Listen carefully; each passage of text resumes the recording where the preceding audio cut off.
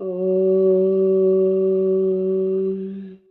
ശ്രീനാരായണ പരമഗുരവേ നമഃ.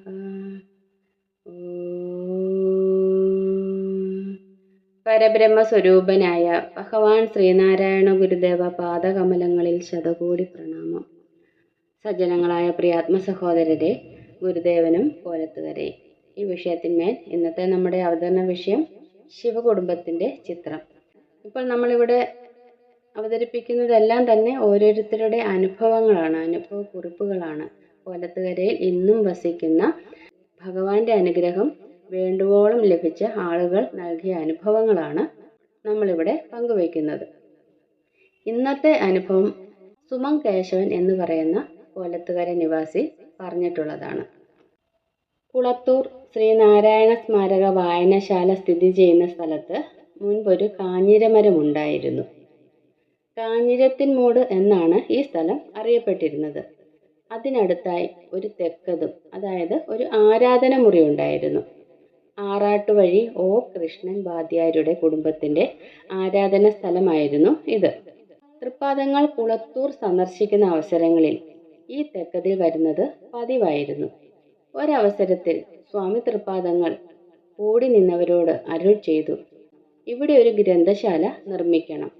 അത് കേട്ട ഒ കൃഷ്ണൻ വൈദ്യർ ഒരു രേഖയും കാണിക്കാതെ 5 സെന്റ് സ്ഥലം നിർമ്മാണത്തിനായി നൽകി. ഗ്രന്ഥശാല നിർമ്മാണത്തിന് ശേഷം ഭഗവാൻ സ്വമനസാലെ അവിടം സന്ദർശിക്കുകയും വളരെയധികം സമയം ചെലവഴിക്കുകയും ചെയ്തു. കൊള്ളാം, ഇതുപോലെയുള്ള സ്ഥലങ്ങളാണ് ഇനി വേണ്ടത്. നന്നാവും, നല്ല ആൾക്കാർ സഹായിക്കും. ഒ കൃഷ്ണൻ വാദ്യാർ അവിവാഹിതനായിരുന്നു. അദ്ദേഹത്തിൻ്റെ സഹോദരിയുടെ പേര് മീനാക്ഷി എന്നാണ്. അദ്ദേഹത്തിൻ്റെ സഹോദരിയുടെ മകളായ ദാക്ഷായണിക്ക് ഗന്ധർവന്റെ ഉപദ്രവം ഉണ്ടായിരുന്നത് സ്വാമി തൃപ്പാദങ്ങളാണ് തീർത്തു കൊടുത്തത്.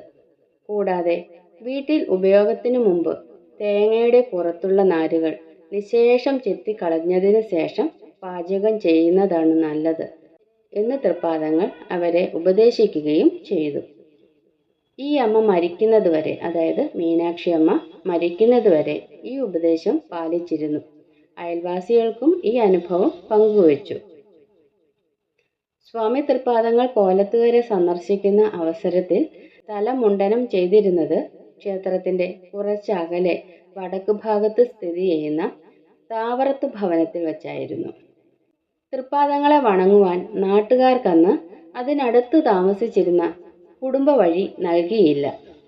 ഭക്തർ കള്ളിമുൾ ചെടികൾക്കിടയിലൂടെ വളരെ പ്രയാസപ്പെട്ട് സ്വാമി തൃപ്പാദങ്ങളുടെ അടുത്ത് എത്തിച്ചേരുന്നത്. ഇത് കണ്ട് ഒരിക്കൽ സ്വാമി തൃപ്പാദങ്ങൾ ഇങ്ങനെ പറയുകയുണ്ടായി, 10,000 കാൽപ്പാടുകൾ വീഴേണ്ട ഭൂമിയല്ലേ ഇത്? ആ സ്ഥലത്താണ് ഇപ്പോൾ സ്കൂൾ പണിതിരിക്കുന്നത്. ഹയർ സെക്കൻഡറി സ്കൂളായി ഇപ്പോൾ പ്രവർത്തിക്കുന്നു.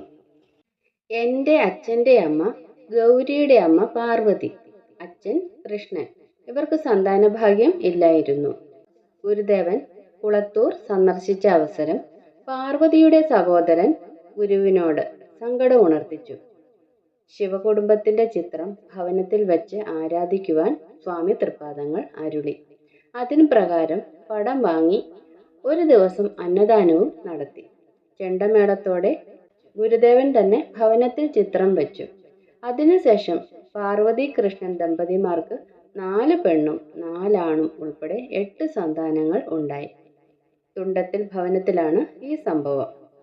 ഈ കുടുംബ വീട് മൂത്ത മകളായ ഗൗരിക്ക് ലഭിക്കുകയും ചെയ്തു. ഇപ്പോൾ ഈ ചിത്രം ഗൗരിയുടെ മൂത്ത മകനായ സുരേന്ദ്രന്റെ വീട്ടിൽ വെച്ച് ആരാധിക്കുന്നു.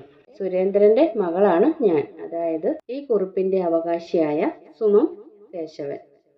സജ്ജനങ്ങളായ പ്രിയാത്മ സഹോദരരെ, ഇന്നത്തെ അവതരണം ഇവിടെ പൂർണ്ണമാവുകയാണ്. അടുത്ത ദിവസം മറ്റൊരു അനുഭവക്കുറിപ്പുമായി നമുക്ക് കണ്ടുമുട്ടാം. ഗുരുവും ശ്രീനാരായണ ധർമ്മം വിജയിക്കട്ടെ. ഓ